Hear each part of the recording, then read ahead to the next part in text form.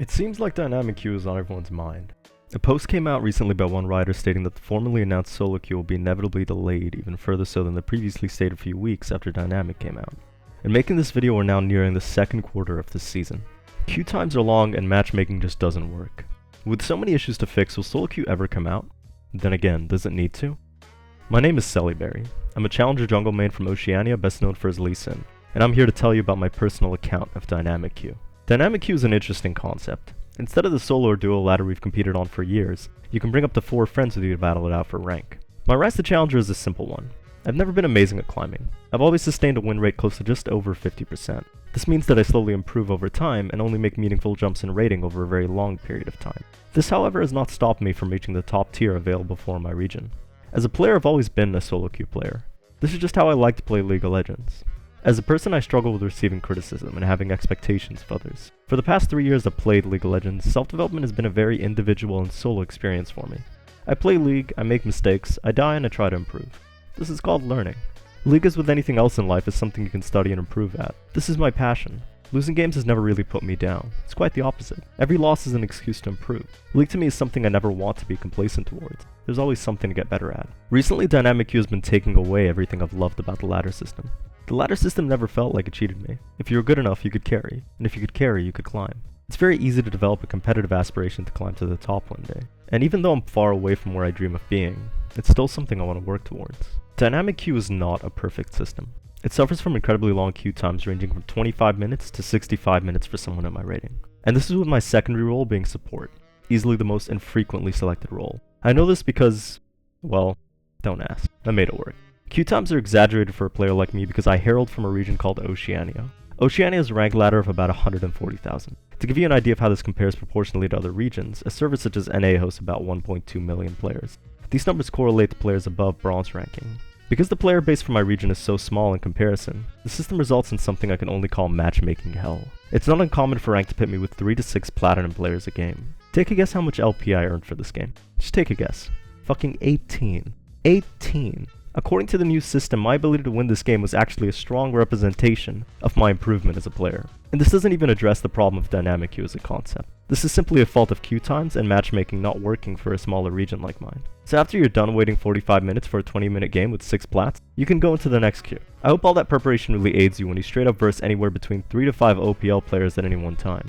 An inherent issue with dynamic queue is a lack of penalty for queuing up with more than one player. On the old solo and duo system, playing as a duo gave you something known as duo MMR. That is to say, because you queued with a friend, your matchmaking rating was given a false boost, effectively saying that you two generate a natural advantage simply by queuing up together.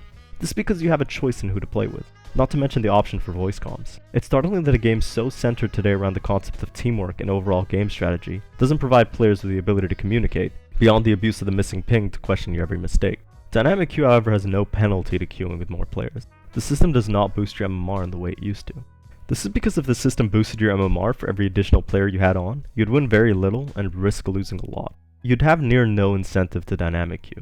So as a result, once you reach a certain point in Challenger, your level of improvement is not awarded as linearly as it used to be.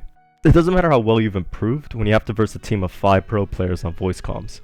So it's an endless cycle. You improve, you wait 45 minutes, and you lose. With queue times so long, players simply end up making second accounts to play on, and I don't blame them. I'd give anything for the chance to just play this game. More than half of it as it is spent in queue. People making second accounts aren't helping the situation either. But this isn't to say dynamic queue is bad for everyone. No, this isn't true at all. If you were to ask most players, I'm sure a very large majority would prefer dynamic queue to solo queue. This is because you get to play with friends. I understand the appeal behind that.